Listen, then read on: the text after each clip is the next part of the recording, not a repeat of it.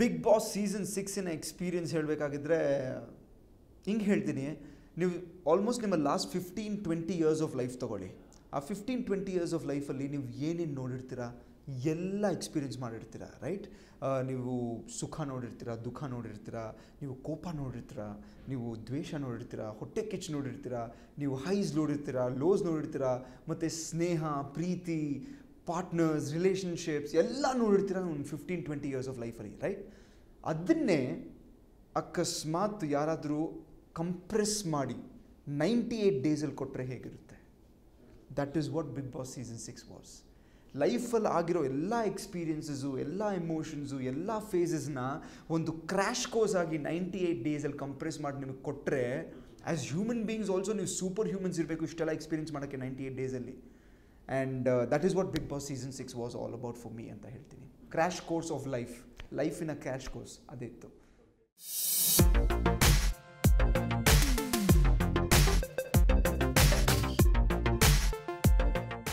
ನಾನು ಸ್ವಲ್ಪ ಫ್ಲರ್ಟ್ ಅಂತ ಹೇಳಿದರು. ಇದಕ್ಕೆ ಒಂದೇ ಹೇಳ್ತೀನಿ, ನಾನು ಬಿಲಾಂಗ್ ಆಗೋದು ಎಂಟರ್ಟೈನ್ಮೆಂಟ್ ಇಂಡಸ್ಟ್ರಿಯಿಂದ, ರೈಟ್?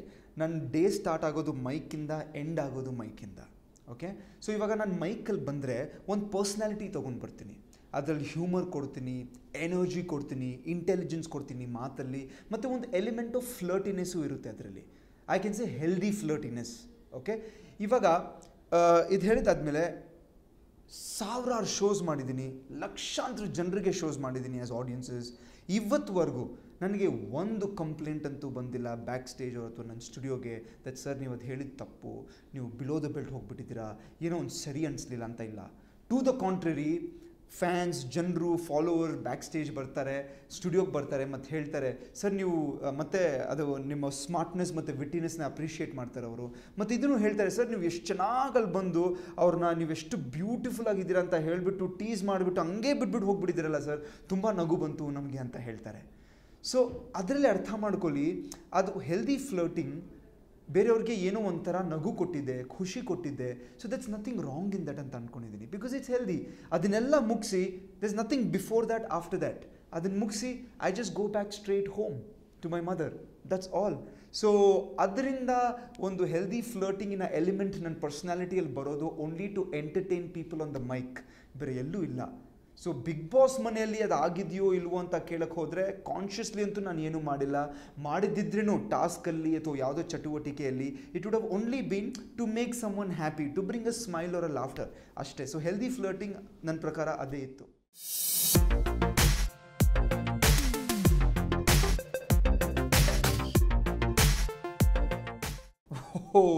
ಈ 200 ಸ್ಟೇಟ್ಮೆಂಟ್ ಅಂತೂ is eating into me ಅಂತ ಹೇಳ್ಬೋದು.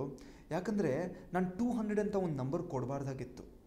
ನಾನು ಆ್ಯಕ್ಚುಲಿ ಹೇಳಬೇಕಾಗಿರೋದು ಏನಂದರೆ 200 ಗರ್ಲ್ ಫ್ರೆಂಡ್ಸ್ ಇಲ್ಲ, 200 ಫ್ರೆಂಡ್ಸ್ ಹೂ ಆರ್ ಗರ್ಲ್ಸ್.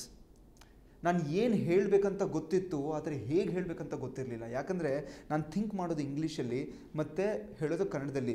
ಅದು ಟ್ರಾನ್ಸ್ಲೇಟ್ ಆಗ್ತಾ ಇರೋ ಪ್ರಾಸೆಸ್ಸಲ್ಲಿ ಎಲ್ಲೋ ಒಂದು ಎಡವಟ್ಟು ಹೊಡೆದ್ಬಿಟ್ಟಿದೆ.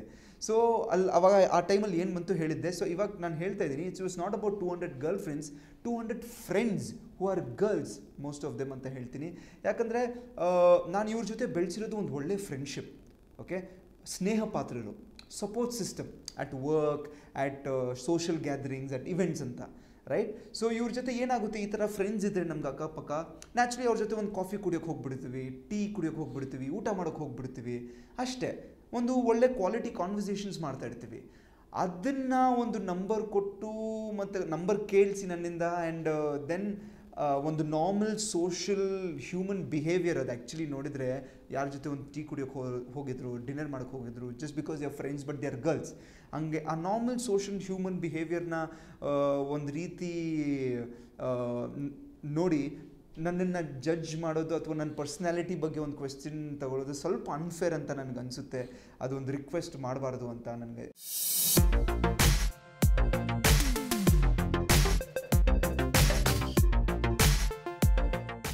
ನನ್ನ ಮತ್ತು ಅಕ್ಷತಾ ಇದನ್ನು ಎಕ್ಸ್ಪ್ಲೇನ್ ಮಾಡಬೇಕಾದ್ರೆ ಇದೊಂದು ಎಕ್ಸಾಂಪಲ್ ಕೊಡ್ತೀನಿ. ನಾನೊಬ್ಬ ಲೋನ್ ರೇಂಜರ್, ಲೈಕ್ ಅ ಕುದುರೆ, I am like a horse, okay? ನಾನು ಒಬ್ಬನೇ ನನ್ನ ಚಾರಿಯಟ್ನ ತೊಗೊಂಡು ಓಡಿಸ್ತೀನಿ, ಅದೇ ಮಾಡ್ತಾಯಿದ್ದೀನಿ ಆಲ್ಮೋಸ್ಟ್ 15-20 ಇಯರ್ಸಿಂದ. ಆ ಚಾರಿಟಿಯಲ್ಲಿ ಯಾರಿದ್ದಾರೆ, ನಮ್ಮ ಫ್ಯಾಮಿಲಿ ಇದ್ದಾರೆ, ಫ್ರೆಂಡ್ಸ್ ಇದ್ದಾರೆ. ನಾನು ಬಳಸಿರೋದು 2 ಸೂಪರ್ ಡೂಪರ್ ಕರಿಯರ್ಸ್ ನಂದಿದೆ, as an RJ, as a radio personality, ಮತ್ತು as an MC, as an anchor. ಮತ್ತು ಹಲವಾರು ಈ ಥರ ಎಲಿಮೆಂಟ್ಸ್ ನಾನು ಮಾಡಿರೋ ಸಾಧನೆಗಳು ಆ ಚಾರಿಟಿಯಲ್ಲಿದೆ. ಆ್ಯಸ್ ಅ ಲೋನ್ ಕುದುರೆ ಆ ಚಾರಿಟ್ನ ನಾನು ಓಡಿಸ್ಕೊಂಡು ಹೋಗ್ತಾಯಿದ್ದೀನಿ. ಓಕೆ, ಅದೇ ಥರ ಆ್ಯಸ್ ಅ ಹಾರ್ಸ್ ಆ ಚಾರಿಟ್ನ ತೊಗೊಂಡು ನಾನು ಬಿಗ್ ಬಾಸ್ ಮನೆಯಲ್ಲೇ ಎಂಟ್ರಿ ಆದೆ. ಸ್ವಲ್ಪ ದಿನ ಆದಮೇಲೆ ನನಗೇನಾಯಿತು, ಅಲ್ಲಿ ಒಂದು ಎತ್ತಿನ ಗಾಡಿ ಥರ ನನಗೇನೋ ಕಾಣಿಸ್ತು. ಎತ್ತಿನ ಗಾಡಿ, ಅಲ್ಲಿ ಒಂದು ಎತ್ತಿತ್ತು ಆ ಗಾಡಿನ ಎತ್ತಕ್ಕೆ. ಸೊ ನಾನು ಯೋಚನೆ ಮಾಡಿದೆ, ಯಾಕೆ ನಾನು ಇನ್ನೊಂದು ಎತ್ತು ಹಾಕಬಾರ್ದು ಆ ಗಾಡಿನ ಎತ್ತಕ್ಕೆ? ನಾನು ಯಾಕೆ ಅದು ಇನ್ನೊಂದು ಎತ್ತು ಆಗಬಾರ್ದು ಆ ಎತ್ತನ್ನು ಸಪೋರ್ಟ್ ಮಾಡೋಕ್ಕೆ, ಮತ್ತು ಆ ಗಾಡಿನ ಮುಂದೆ ತೊಗೊಂಡೋಗ್ಬಿಟ್ಟು ಈ ಜರ್ನಿನ ಕಂಪ್ಲೀಟ್ ಮಾಡೋಕ್ಕೆ ಅಂತ. ಸೊ ನಾನು ನನ್ನ ಕುದುರೆ ವ್ಯಕ್ತಿತ್ವನ ಬಿಟ್ಟು ನನ್ನ ಚಾರಿಟ್ನ ಸೈಡಲ್ಲಿಟ್ಟು ಒಂದು ಎತ್ತಾಗಿ ಆ ಎತ್ತಿನ ಗಾಡಿನ ಹೋಗೆತ್ತೆ. ರೈಟ್, ಇವಾಗ ಆ ಸಿನಾರಿಯೋ ನೋಡಿದ್ರೆ ಆ ಎತ್ತಿನ ಗಾಡಿಯಲ್ಲಿರೋ 2 ಎತ್ತು, ಒಂದು ಅಕ್ಷತಾ, ಇನ್ನೊಂದು ನಾನು. ಮತ್ತು ಆ ಎತ್ತಿನ ಗಾಡಿ ನಮ್ಮ ಫ್ರೆಂಡ್ಶಿಪ್, ಮತ್ತು ನಮ್ಮ ಜರ್ನಿ ಇದ್ದಿದ್ದು ಬಿಗ್ ಬಾಸ್ ಮನೆ ಅಷ್ಟೇ. ನಮ್ಮಿಬ್ಬರಿಗೆ ಇದ್ದಿದ್ದು ಜಸ್ಟ್ ಒಂದು ಗುಡ್, ಆನೆಸ್ಟ್, ಕ್ಲೀನ್ ಫ್ರೆಂಡ್ಶಿಪ್. ಅದ್ರ ಮುಂದೆ, ಅದರ ಹಿಂದೆ, ಅದರ ಅಕ್ಕ, ಅದರ ಪಕ್ಕ, ಅದರ ಸುತ್ತಮುತ್ತ ಏನೂ ಇರಲಿಲ್ಲ. That's all it is all about.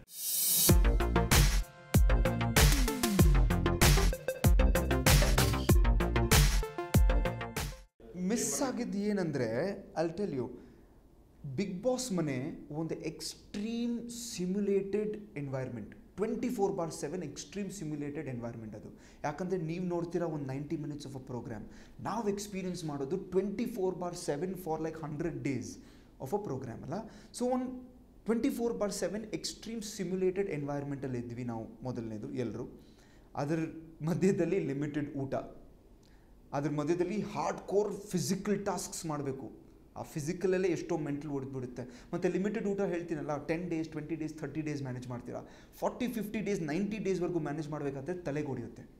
Right, and then ಅದ್ರ ಮಧ್ಯೆ ಇರೋ ಜನರು, ನಮ್ಮ ಕಾಂಪಿಟೇಟರ್ಸ್, ನಮ್ಮ ಪ್ರತಿಸ್ಪರ್ಧಿಗಳು ಕಾನ್ಸ್ಟೆಂಟ್ಲಿ ರೆಡಿ ಇರ್ತಾರೆ ನಿಮ್ಮನ್ನು ತೋರ್ಸೋಕ್ಕೆ that you are a little lower and they are better than you ಅಂತ ತೋರ್ಸೋಕ್ಕೆ ರೆಡಿ ಇರ್ತಾರೆ. ಎಲ್ಲ ಸಂದರ್ಭದಲ್ಲಿ ಎಲ್ಲ ಆಪರ್ಚುನಿಟೀಸ್ ತೊಗೊಂಡ್ಬಿಡ್ತಾರೆ. ಮತ್ತು ಅದ್ರ ಮಧ್ಯೆ ನೀವು ನಿಮ್ಮ ವ್ಯಕ್ತಿತ್ವನ ಪ್ರೂವ್ ಮಾಡೋಕ್ಕೆ, ಎಸ್ಟಾಬ್ಲಿಷ್ ಮಾಡೋಕ್ಕೆ ಕಷ್ಟಪಡ್ತಾ ಇರ್ತೀರ. ಸೊ ಇಷ್ಟೆಲ್ಲ ನಾನು ಎಕ್ಸ್ಪ್ಲೇನ್ ಮಾಡಿದ್ದು ನೋಡಿ. ಈ ಥರ ಎನ್ವೈರ್ಮೆಂಟು, ಈ ಥರ ಜನರು, ಈ ಥರ ಕಂಡೀಷನ್ಸ್, ಈ ಥರ ಚಾಲೆಂಜಸಲ್ಲಿ ಏನಾಗುತ್ತೆ, ಏನೋ ಎಲ್ಲೋ ಒಂದು ಏನಾದರೂ ತಪ್ಪು ಹೋದರೆ, ನಿಮ್ಗೇನಾದರೂ ಒಂದು ಟಾಸ್ಕಲ್ಲಿ ಏನಾದರೂ ಎಡವಟ್ಟಾದರೆ, ಮತ್ತು ಯಾರಾದರೂ ಏನಾದರೂ ಹೇಳಿಬಿಟ್ರೆ ಏನು ಮಾಡ್ತೀರಾ ನೀವು? ಅದನ್ನು ನಿಮ್ಮ ಫ್ರೆಂಡ್ ಜೊತೆ ಶೇರ್ ಮಾಡೋಕ್ಕೆ ಹೋಗ್ತೀರಾ. ಅದು ಸ್ಕೂಲಲ್ಲಿ ಮಾಡ್ತೀವಿ, ಕಾಲೇಜಲ್ಲಿ ಮಾಡ್ತೀವಿ, ವರ್ಕ್ ಪ್ಲೇಸಲ್ಲೂ ಮಾಡ್ತೀವಿ, ಮನೆಯಲ್ಲೂ ಮಾಡ್ತೀವಿ. ಅದೇ ನಾವು ಅಕ್ಷತಾ ಮಾಡ್ತಾಯಿದ್ವಿ. ಒಬ್ರಿಗಿಬ್ರು we just sharing our thoughts, ಮತ್ತು ಇವತ್ತಾಗಿರೋ ಏನಾದರೂ ಪ್ರಾಬ್ಲಮ್ ಮನೆಯಲ್ಲಿ ಅದನ್ನು ಶೇರ್ ಮಾಡ್ತಾಯಿದ್ವಿ. ನಾನು ಮತ್ತು ಅಕ್ಷತಾ ಬರೋ ಬ್ಯಾಕ್ಗ್ರೌಂಡು ಒಂದು ಆರ್ಟಿಸ್ಟ್ ಬ್ಯಾಕ್ಗ್ರೌಂಡ್. ನಾವು ಎಮೋಷ್ನಲಿ ಸ್ವಲ್ಪ ಸ್ಟ್ರಾಂಗ್ಲಿ ಡ್ರಿವೆನ್ ಅವರು, ಸ್ವಲ್ಪ ಪ್ಯಾಷನೆಟ್. ಸೊ ನಾವೇನು ಮಾಡ್ತೀವಿ, ಎಕ್ಸ್ಪ್ರೆಸ್ ಮಾಡಿಬಿಡ್ತೀವಿ. ಸೊ ನಮ್ಮ ನೋವು ಮತ್ತು ನಮ್ಮ ಎಮೋಷನ್ಸು ಮತ್ತು ನಮ್ಮ ಸಂದರ್ಭಗಳು ನಡೆದಿರೋದು ಆ ಮನೆಯಲ್ಲಿ, ಈ ಕಂಡೀಷನ್ಸಲ್ಲಿ ಎಕ್ಸ್ಪ್ರೆಸ್ ಮಾಡ್ತಾಯಿದ್ವಿ. ಎಲ್ಲೋ ಅನಿಸುತ್ತೆ ನನಗೆ ಆ ಎಕ್ಸ್ಪ್ರೆಷನ್ಸ್ಗೆ ಕೆಲವು ಸರಿಯಾಗಿ ರೀತಿಯಾಗಿ ನೋಡೋ ಎಕ್ಸೆಪ್ಟೆನ್ಸ್ ಸಿಗಲಿಲ್ಲ ಅಂತ ಅನಿಸುತ್ತೆ. ಅಲ್ಲೇ ಒಂದು ಕಡೆ ಇದಾಗಿರೋದು. ಇವಾಗ ನೋಡಿ, ಒಂದು ಎಕ್ಸಾಂಪಲ್ ಕೊಡ್ತೀನಿ. ನಾನಿಲ್ಲಿ ಕೂತ್ಕೊಂಡಿದ್ದೀನಿ, ನೀವು ಅಲ್ಲಿದ್ದೀರಾ. ನಾನು ನಿಮ್ಮ ಜೊತೆ ಶೇಕ್ ಹ್ಯಾಂಡ್ ಮಾಡ್ತಾಯಿದ್ದೀನಿ, ನಿಮ್ಮನ್ನು ಹಗ್ ಮಾಡ್ತೀನಿ, ಮತ್ತು ನಿಮ್ಮ ಕೈ ಹಿಡಿದ್ಬಿಟ್ಟು ಹಿಂಗೆ ಕಿಸ್ ಮಾಡ್ತೀನಿ. ಒಂದು ಎಮೋಷ್ನಲ್ ಮೂಮೆಂಟಲ್ಲಿ ಏನೋ ಒಂದು ನೋವಾಗಿದೆ, ಏನೋ ಒಂದು ಹರ್ಟ್ ಆಗಿಬಿಟ್ಟಿದೆ, ಅಥವಾ ಏನೋ ಒಂದು ತಪ್ಪು ಹೋಗ್ಬಿಟ್ಟಿದೆ ಮನೆಯಲ್ಲಿ ಯಾರ ಜೊತೆನೂ. ಸೊ ನಾನು ಬಂದು ನಿಮ್ಮ ಜೊತೆ ಆ್ಯಸ್ ಎ ಫ್ರೆಂಡ್, ನೀವೊಬ್ಬ ಹುಡುಗ, ನಾನೊಬ್ಬ ಹುಡುಗ, ನಾವಿಬ್ಬರು ಕ್ಲೋಸ್ ಫ್ರೆಂಡ್ಸ್ ಶೇರ್ ಮಾಡಿದ್ದೀವಿ. ಇವಾಗ ನೋಡೋರಿಗೆ ನಾವು ಇದು ಮಾಡಿರೋದು, ಇವಾಗ ಹಗ್ ಮಾಡಿ, ಕಿಸ್ ಮಾಡಿ, ಕೈ ಕಿಸ್ ಮಾಡಿ, ಹಾಗೆ ಮಾಡಿರೋದು ಏನೂ ತಪ್ಪು ಅನಿಸಲ್ಲ. ಇದೇ ಸಂದರ್ಭದಲ್ಲಿ if it is a guy and a girl, a boy and a girl, ಯಾಕೆ ಅದಂಗೆ ನೋಡೋಕ್ಕಾಗಲ್ಲ ಈಸ್ ಮೈ ಕ್ವೆಶ್ಚನ್. ಸಂದರ್ಭ ಅದೇನೆ, ಇಬ್ಬರು ಮನುಷ್ಯರೇ, ಇಬ್ಬರು ಗುಡ್ ಫ್ರೆಂಡ್ಸೇ, ಇಬ್ರಿಗೂ ಎಮೋಷನ್ಸ್ ಮತ್ತು ಫೀಲಿಂಗ್ಸ್ ಒಂದೇ. ಯಾಕೆ ಹಂಗೆ ನೋಡೋಕ್ಕಾಗಲ್ಲ ಅಂತ ನನಗೊಂದು ಕ್ವೆಶ್ಚನ್. ಅಷ್ಟೇ ಆಗಿರೋದು. ನಮ್ಮ ಎಕ್ಸ್ಪ್ರೆಷನ್ಸ್ನ ಮೇ ಬಿ ಎಲ್ಲೋ ಒಂದು ಕಡೆ ನೋಡೋ ರೀತಿಯಲ್ಲಿ ಮಿಸ್ಇಂಟರ್ಪ್ರೆಟ್ ಆಗಿದೆ, ಅಥವಾ ಒಂದು ಎಕ್ಸೆಪ್ಟೆನ್ಸ್ ಸರಿಯಾಗಿ ಸಿಗಲಿಲ್ಲ ಅಂತ ಹೇಳ್ತೀನಿ. ಅಲ್ಲೇ ಒಂದು ಇದಾಗಿರೋದು.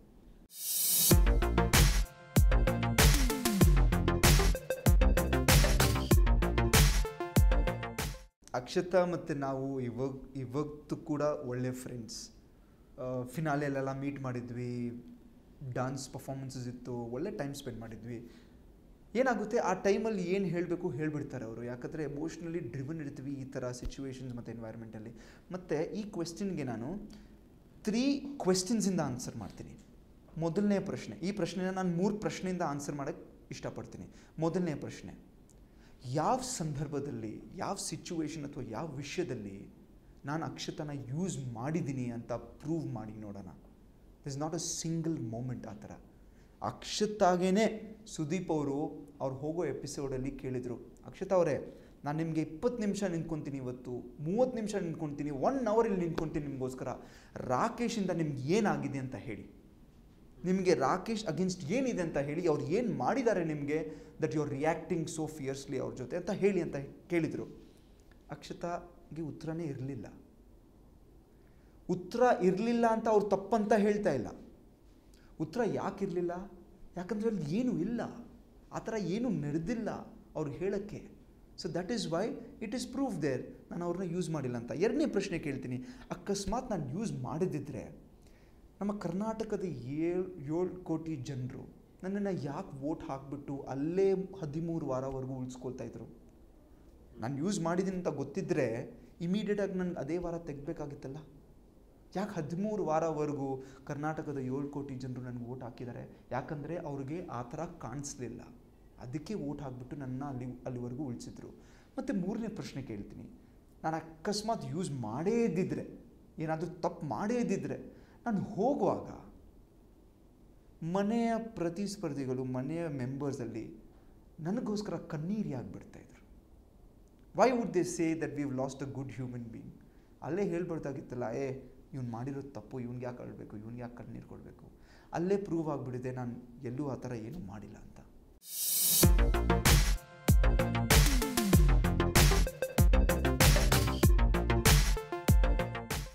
ಎಸ್, ನನ್ನ ಫಿಲಾಸಫಿ ಗುಡ್ನೆಸ್ ಬಗ್ಗೆ ಆ ಮನೆಯಲ್ಲಿ ಹಲವಾರು ಟೈಮ್ ಕ್ವೆಶ್ಚನ್ಸ್ ರೇಸ್ ಮಾಡಿದ್ದಾರೆ. ನಾನು ಇಷ್ಟೇ ಹೇಳ್ತೀನಿ, ಸಿಕ್ಕಾಪಟ್ಟೆ ಎಕ್ಸಾಂಪಲ್ಸ್ ಇದೆ, ಉದಾಹರಣೆಗಳಿದೆ, ನಾನು ಏನೇನು ಮಾಡಿದ್ದೀನಿ ಒಳ್ಳೆ ಆ್ಯಕ್ಟ್ಸು, ಅದು ಅವ್ರಿಗೆ ತೋರಿಸುತ್ತೆ. ನಾನು ಇಷ್ಟೇ ಹೇಳೋಕ್ಕೆ ಇಷ್ಟಪಡ್ತೀನಿ. ರೈಟ್ ನಾವು ಇದು ನನ್ನ ಗಡ್ಡ ನೋಡ್ತಿರಲ್ಲ, ಎಕ್ಸಾಂಪಲ್ ಕೊಟ್ಬಿಟ್ಟು ಹೇಳ್ತೀನಿ. ಈ ಗಡ್ಡ ನೋಡ್ತಿರಲ್ಲ, ಈ ಗಡ್ಡದಲ್ಲಿ ನಾನು ಲೈನ್ಸ್ ಹಾಕಿಬಿಟ್ಟು ಸ್ಪೇಸ್ ಕ್ರಿಯೇಟ್ ಮಾಡಿದ್ದೀನಿ, ಓಕೆನಾ? ಓಕೆ, ಸೊ ಇವಾಗ ಉದಾಹರಣೆಗೆ ಹಿಂಗೆ ಅಂದ್ಕೊಳ್ಳೋಣ, ಈ ಬಿಯರ್ಡ್ ಆಗಿರೋ ಪ್ಯಾಚ್ ಇದನ್ನು ನಮ್ಮ ವ್ಯಕ್ತಿತ್ವದಲ್ಲಿರೋ ಒಂದು ನೆಗೆಟಿವ್ ಶೇಡ್ಸ್ ಅಂತ ಅಂದ್ಕೊಳ್ಳೋಣ. ಮತ್ತು ನಾನು ಈ ಲೈನ್ಸ್ ಕ್ರಿಯೇಟ್ ಮಾಡಿ ಸ್ಪೇಸ್ ಕ್ರಿಯೇಟ್ ಮಾಡಿರೋ ಗ್ಯಾಪ್ಸ್ನ ನನ್ನ ವ್ಯಕ್ತಿತ್ವದಲ್ಲಿರೋ ಒಂದು ಗುಡ್ನೆಸ್ನ ಆಚೆ ತೊಗೊಂಡು ಬರೋಕ್ಕೆ ಒಂದು ಪ್ರಯತ್ನ ಅಂತ ಹೇಳ್ಬಿಡೋಣ. ಸೊ ಈಗ ನೋಡೋರಿಗೆ ಬ್ಯಾಡ್ನೆಸ್ ಇದೆ, ಗುಡ್ನೆಸ್ ಇದೆ, ಬ್ಯಾಡ್ನೆಸ್ ಇದೆ, ಗುಡ್ನೆಸ್ ಇದೆ, ಬ್ಯಾಡ್ನೆಸ್ ಇದೆ, ಗುಡ್ನೆಸ್ ಇದೆ. ಸೊ ನಾನು ಅವ್ರಿಗೆ ಬಿಡ್ತೀನಿ, ನೀವು ನನ್ನಲ್ಲಿ ಗುಡ್ನೆಸ್ ನೀವು ನನ್ನಲ್ಲಿ ಬ್ಯಾಡ್ನೆಸ್ ನೋಡೋಕ್ಕೆ ಇಷ್ಟಪಡ್ತೀರಾ, ಅಥವಾ ನನ್ನ ವ್ಯಕ್ತಿತ್ವದಲ್ಲಿ ಇರೋ ಒಂದು ಗುಡ್ನೆಸ್ನ ನಾನು ಆಚೆ ತೊಗೊಂಡು ಬರ್ತಾ ಇರೋ ಪ್ರಯತ್ನನ ನೋಡೋಕ್ಕೆ ಇಷ್ಟಪಡ್ತೀರಾ ಅಂತ ಹೇಳ್ತೀನಿ ಅಷ್ಟೇ. ಅದೇ ಹೇಳ್ತಾರಲ್ಲ, ಈ ಬಿಗ್ ಬಾಸ್ ಮನೆಯಲ್ಲಿ ನಾನು ಅಕ್ಷತಾ ಜೊತೆ ಒಂದು ಫ್ರೆಂಡ್ಶಿಪ್ಪಿನ ಚಪ್ಪಾಲೆ ಹೊಡೆದಿರ್ಬೋದು. ಅದು ಹೇಳ್ತಾರಲ್ಲ, ಚಪ್ಪಾಲೆ 2 ಕೈಯಿಂದನೇ ಹೊಡಿಯೋಕ್ಕಾಗುತ್ತೆ.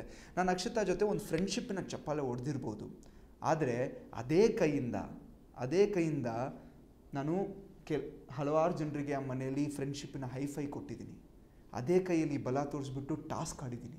ಅದೇ ಕೈಯಲ್ಲಿ ನಾನು ಮನೆ ಕೆಲಸಗಳು ಮಾಡಿದ್ದೀನಿ, ಪಾತ್ರೆ ತೊಳೆದಿದ್ದೀನಿ. ಫಾರ್ ಆಲ್ಮೋಸ್ಟ್ 2.5 months ನಾನು ನವೀನ ಪಾತ್ರೆ ತೊಳೆದಿದ್ದೀವಿ. ಅದೇ ಕೈಯಿಂದ ಆರ್ಮ್ ರೆಸ್ಲಿಂಗು ಮಾಡಿದ್ದೀನಿ. ಇದ್ರ ಬಗ್ಗೆ ಯಾಕೆ ಮಾತಾಡ್ತಾ ಇಲ್ಲ? ಬರೀ ಇದು ಒಂದು ಸಣ್ಣ ಫ್ರೆಂಡ್ಶಿಪ್ ಚಪ್ಪಾಳೆ ಬಗ್ಗೆನೇ ಮಾತು ಬರಬೇಕಾ ಅಂತ ಹೇಳ್ತೀನಿ ಅಷ್ಟೇ.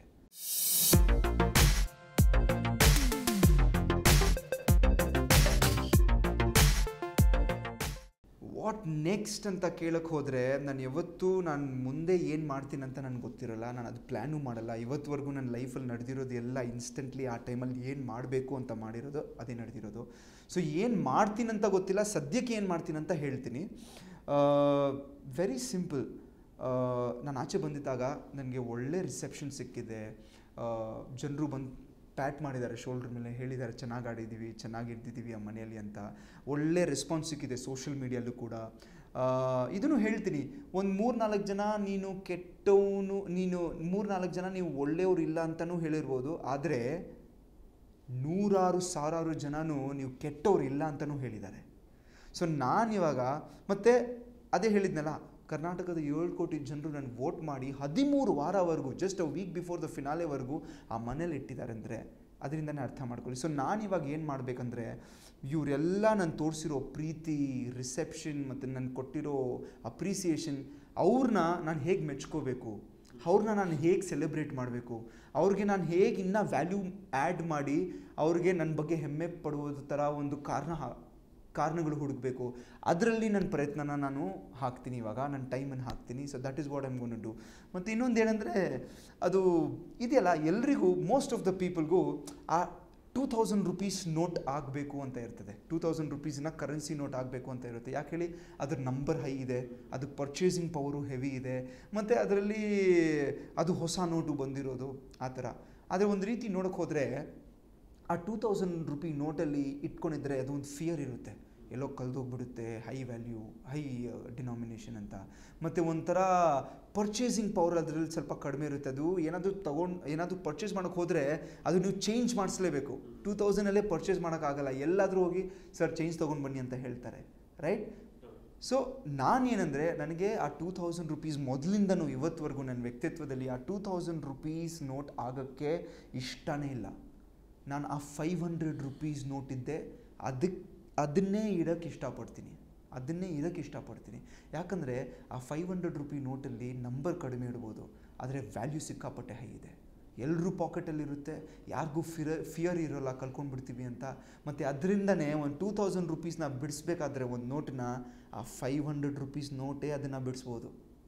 ಮತ್ತು ಇನ್ನೊಂದೇನೆಂದರೆ, ಆ 500 ರೂಪಿ ನೋಟು ಮೊದಲು ಇತ್ತು, 2000 ರೂಪಿ ನೋಟ್ ಇರಲಿಲ್ಲ, ಇವಾಗಲೂ ಇದೆ, ಫ್ಯೂಚರಲ್ಲೂ ಇರುತ್ತೆ ಅಂತ ಒಂದು ಮನಸ್ಸಲ್ಲಿ ಇದು ಒಂದು ಸ್ಯಾಟಿಸ್ಫ್ಯಾಕ್ಷನ್ ಇದೆ, ಒಂದು ಬಿಲೀಫ್ ಇದೆ.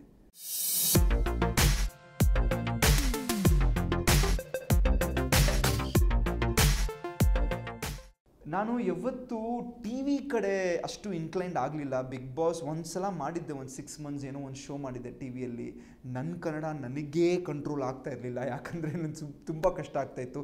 ಇವಾಗ ಬಿಗ್ ಬಾಸ್ ಮನೆಗೆ ಹೋದಾದಮೇಲೆ ನಾನು ಕಲ್ತಿರೋ ಕನ್ನಡ, ನಾನು ಮಾತಾಡ್ತಾ ಇರೋ ಕನ್ನಡ, ನಾನು ಆಲ್ಮೋಸ್ಟ್ ನನ್ನ ಲಾಸ್ಟ್ 10 ಇಯರ್ಸಲ್ಲಿ ಅಷ್ಟು ಮಾತಾಡಿಲ್ಲ. ಯಾಕಂದರೆ ನನಗೆ ಆ ಥರ ಸಂದರ್ಭಗಳು ಸಿಗಲಿಲ್ಲ, ಆ ಥರ ಎನ್ವೈರ್ಮೆಂಟ್ ಸಿಗಲಿಲ್ಲ. ನಾನು ಮಾಡ್ತಾ ಇರೋ ಕೆಲಸ ಒಂದು ರೇಡಿಯೋ ಸ್ಟೇಷನ್ಗೆ, ಬಾಲಿವುಡ್ ಸ್ಟೇಷನ್, ಮತ್ತು ನಾನು ಮಾಡ್ತಾ ಇರೋ ಇವೆಂಟ್ಸ್ ಕೂಡ ಒಂದು ಕಾಸ್ಮೋಪಾಲಿಟನ್ ಕ್ರೌಡ್ಗೆ. ಸೊ ಇವಾಗ ನಾನು ಅಷ್ಟು ಕನ್ನಡ ಕಲ್ತಿದ್ದೀನಲ್ಲ, ಅದನ್ನೇ ನಾನು ಹೇಗೆ ಬೆಳೆಸೋದು ನನ್ನ ಶೋಸಲ್ಲಿ, ನನ್ನ ಇವೆಂಟ್ಸಲ್ಲಿ, ಅದನ್ನು ಪ್ರಯತ್ನ ಪಡ್ತೀನಿ. ಮತ್ತು ಇನ್ನೊಂದು ಏನಂದರೆ, movies, TV serial offers ಬಂದರೆ ಮಾಡ್ತೀನಿ. ಯಾಕಂದರೆ ಮನೆಯಲ್ಲಿ ಒಂದು ಟಾಸ್ಕ್ ನಡೀತು ಬಿಗ್ ಬಾಸ್ ಮನೆಯಲ್ಲಿ, ಸಿನಿಮಾ ಟಾಸ್ಕ್ ಅಂತ. ಅದರಲ್ಲಿ ನಾನು ಒಂದು ಆ್ಯಕ್ಟ್ ಮಾಡಿದ್ದೆ as a lead role. Shashi ಅವ್ರು ಡಿರೆಕ್ಟ್ ಮಾಡಿದರು. ಏನೋ ಒಂದು ಏನು ಹೇಳ್ತಾರೆ, ಅವಾರ್ಡ್ ಸಿಗ್ಬಿಡ್ತು ನನಗೆ ಫಾರ್ ದ ಬೆಸ್ಟ್ ಆ್ಯಕ್ಟರ್ ಅಂತ. ಸೊ ಅದನ್ನು ಎಲ್ಲಾದರೂ ಒಂದು ಆ ಪ್ರತಿಭೆನ ತೋರಿಸ್ಬೇಕು ಅಂತ ಮನಸ್ಸಲ್ಲಿದೆ. ಆಫರ್ಸ್ ಬಂದರೆ definitely I will go for it ಅಂತ ಹೇಳ್ತೀನಿ.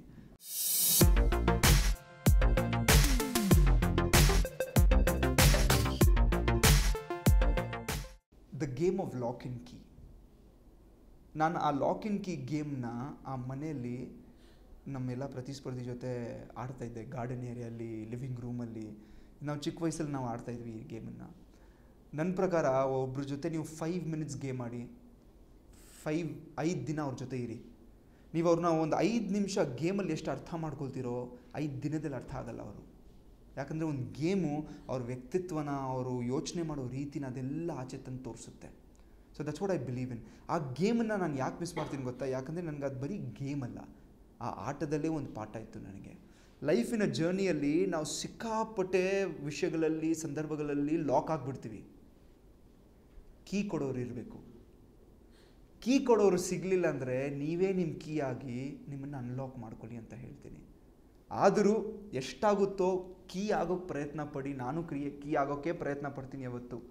ಕೀ ಆಗೋಕ್ಕೆ ಪ್ರಯತ್ನ ಪಡಿ. ಕೀ ಆಗೋಕ್ಕೂ ಆಗಲ್ವಾ, ಅಟ್ಲೀಸ್ಟ್ ಬೇರೆಯವ್ರನ್ನ ಲಾಕ್ ಮಾಡೋಕ್ಕೆ ಹೋಗ್ಬೇಡಿ ಅಂತ ಹೇಳ್ತೀನಿ ಅಷ್ಟೇ. That's what I will best. Because every time I played that game in that house, ಇದನ್ನೇ ನನ್ನ ನೆನಪಿಸಿ I use to hold myself. ಇಲ್ಲ, ನಾನು ಯಾರಿಗೂ ಲಾಕ್ ಮಾಡಲ್ಲ. ಬೇರೆಯವರು ಅಟ್ಯಾಕ್ ಮಾಡಿದ್ರು ನಾನು ಅಟ್ಯಾಕ್ ಮಾಡೋಕ್ಕೆ ಹೋಗಲ್ಲ. ಈ ಮನೆಯಲ್ಲಿ ಕೀ ಇರೋಕ್ಕೆ ಪ್ರಯತ್ನ ಪಡ್ತೀನಿ, ಅವ್ರನ್ನ ಬಿಡಿಸೋಕ್ಕೆ ಪ್ರಯತ್ನ ಪಡ್ತೀನಿ ಅಂತ ನಾನು ಯಾವತ್ತೂ ಪ್ರಯತ್ನ ಪಡ್ತಾಯಿದ್ದೆ. That's what I will miss from the Bigg Boss house.